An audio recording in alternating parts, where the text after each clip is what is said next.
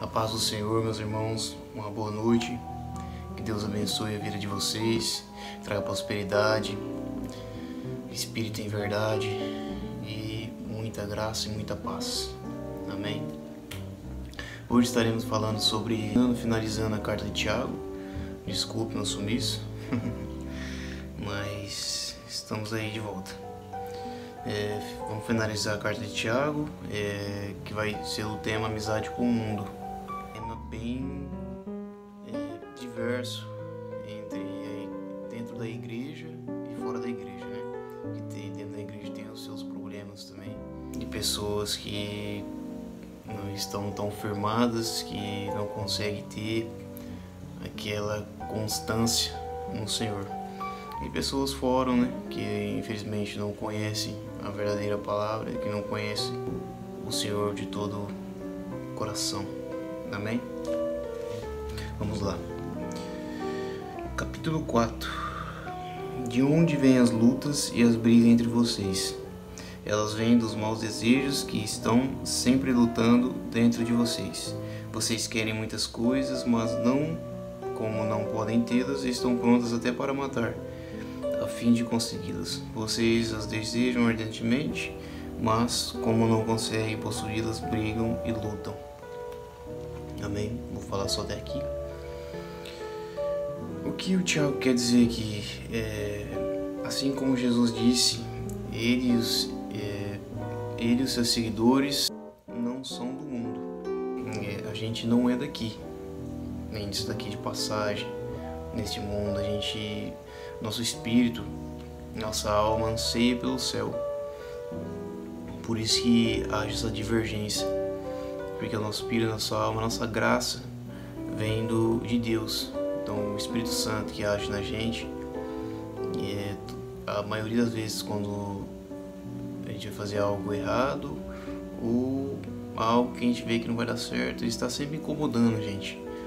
E quando a gente está em adoração, quando a gente está em oração, a nossa alma, a gente sente por causa dela que o nosso lugar não é aqui. A gente como se sentir uma saudade, sabe, do lugar da gente veio. Quando Jesus voltar e volta para buscar a tua igreja, os que serão salvos, é onde a gente vai, nossa verdadeira casa, o céu, o paraíso. Amém? Então disso existe divergências entre a gente, entre a nossa carne e o nosso espírito. Tiago ensina que ser amigo do mundo é ser inimigo de Deus. Por que ser inimigo de Deus? Porque geralmente quando a gente está em conflito, quando a gente quer ser amigo do mundo, a gente gera um conflito.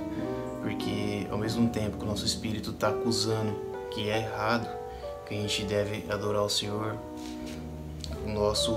a nossa carne está nos levando aos desejos do mundo, a adorar as coisas carnais. Então, quando a gente acaba fazendo isso, se tornamos inimigos de Deus, que Deus abomina,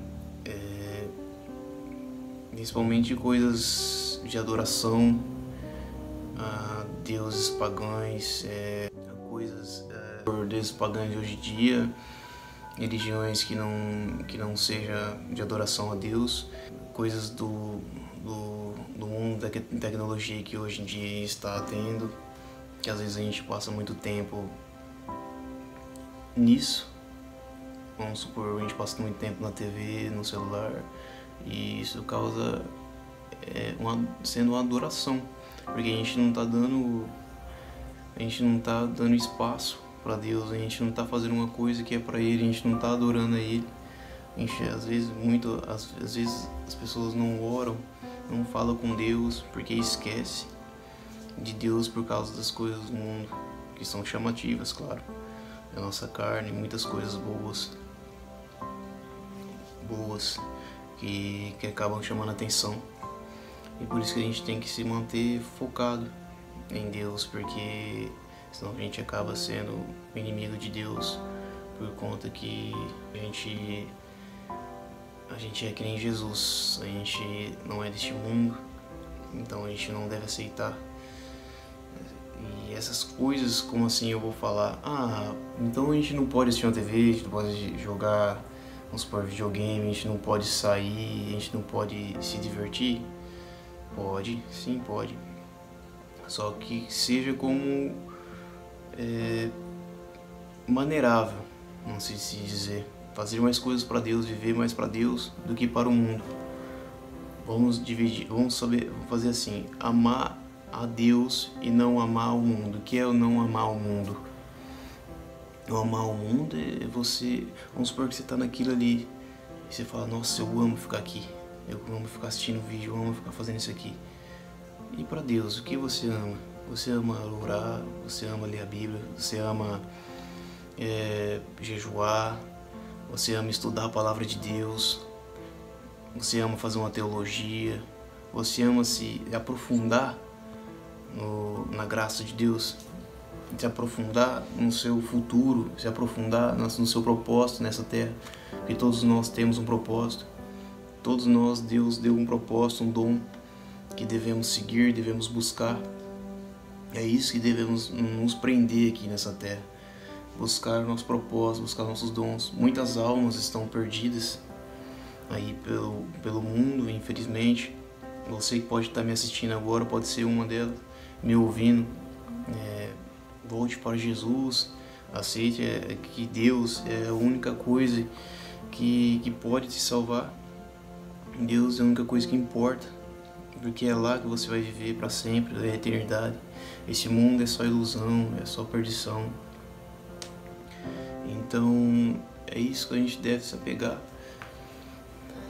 Se apegar nas coisas de Deus, porque é o que vale a pena, é o que estamos aqui para fazer, porque a gente precisa salvar almas, assim como Jesus deixou os seus discípulos.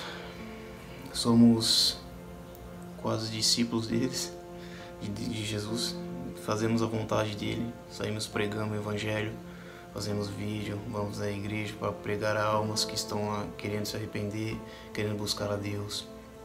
Então esse é o verdadeiro propósito: salvar almas para Jesus, fazer o nosso verdadeiro propósito. E a gente fazendo isso, vamos supor assim, a gente procurando nosso dom, nosso propósito, provavelmente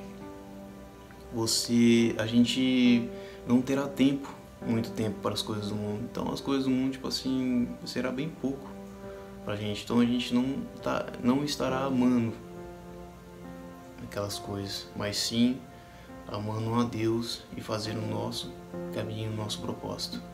Amém? Uma coisa importante gente infiel, quando a palavra fala no versículo 4: gente infiel, será que vocês não sabem que ser amigo do mundo é ser inimigo de Deus? Aí ele confirma: quem quiser ser amigo do mundo se torna inimigo de Deus. Gente infiel quer dizer adúlteros, na versão original hebraica. Ela quer dizer adúlteros. Mas por que adúltero? Adúltero eu entendo como outra palavra. Adúlteros na palavra de Deus, adultério. O povo no Antigo Testamento, na parte ali dos profetas, mas em 650 a 300 até Jesus, Israel e Judá estavam adulterando muito contra Deus. Eles não estavam adorando mais a Deus, estavam adorando outros deuses. Que há muitas coisas aconteceram, né? Israel foi para a Síria, puxou o povo de lá, então veio coisas do Egito, adoração a outros deuses. Aconteceu muita coisa. Judá foi a Babilônia, teve a adoração aos deuses da Babilônia, Nabucodonosor, e eles estavam muito perdidos, fazendo coisas horríveis contra Deus, fazendo ofertas a outros deuses, às vezes até coisas pecaminosas, sabe? E não adorando a Deus. Mas Deus, teve uma palavra que Deus fala, um versículo que Deus fala que Deus enoja essa adoração a outros deuses. porque Ele é o único Deus. Ele é o único Deus verdadeiro, o único Deus, o Senhor dos Senhores, o único Deus que existe. E essas pessoas foram enganadas pelo mal, pelo inimigo, pelo mundo, e acabaram se perdendo. Por isso de adultério, adulterar. É isso o significado, bem? Porque você deve só adorar a Deus, só amar a Deus. Outra coisa que fala enfrentem, aqui na palavra, no versículo 7. Portanto, obedeçam a Deus e enfrentem o diabo, que ele fugirá de vocês. Cheguem perto de Deus e ele chegará perto de vocês. Enfrentem o diabo, por quê? Porque isso só é possível porque Jesus já derrotou Satanás. E quando enfrentem o diabo, quer dizer, enfrentem, fujam das tentações que acabam vindo sobre a gente. Lembrando que provações é diferente de tentações. Então a gente deve fugir das tentações que vêm do diabo. Isso a gente deve enfrentar. E a gente só consegue vencer porque Jesus ressuscitou ao terceiro dia, após a sua morte na cruz do Calvário. Ressuscitou ao terceiro dia e nos deu a graça, nos trouxe a graça de poder enfrentar o inimigo, porque ele está sempre conosco. E podemos sim enfrentar as nossas tentações e vencer, assim como Jesus venceu e provou pra gente. Amém? Humilhem-se diante do Senhor e Ele os colocará numa posição de honra. Que é o humilhe-se diante do Senhor? E o que Ele está falando aqui é que a gente deve se arrepender, a gente deve pedir perdão todos os dias da nossa vida, se humilhar ao Senhor, chorar, se abrir, humilhar, que vem de uma palavra de abrir seu coração para Deus. E quando a gente se humilha, quando a gente chora muito, quando a gente vai abrir o nosso coração, a gente vai expressar a nossa verdadeira emoção do que está acontecendo ali. Então a gente deve se humilhar, assim, porque somos pecadores. Se não fosse a graça de Deus, se não fosse a misericórdia de Jesus, não estaríamos aqui, estaríamos mortos. Mas Deus deu a graça, morreu na cruz por nós, ressuscitou ao terceiro dia, está sentado à direita de Deus Pai Todo-Poderoso. E estamos aqui esperando só a vinda dele, no arrebatamento. E em nome de Jesus, logo, logo acontecerá.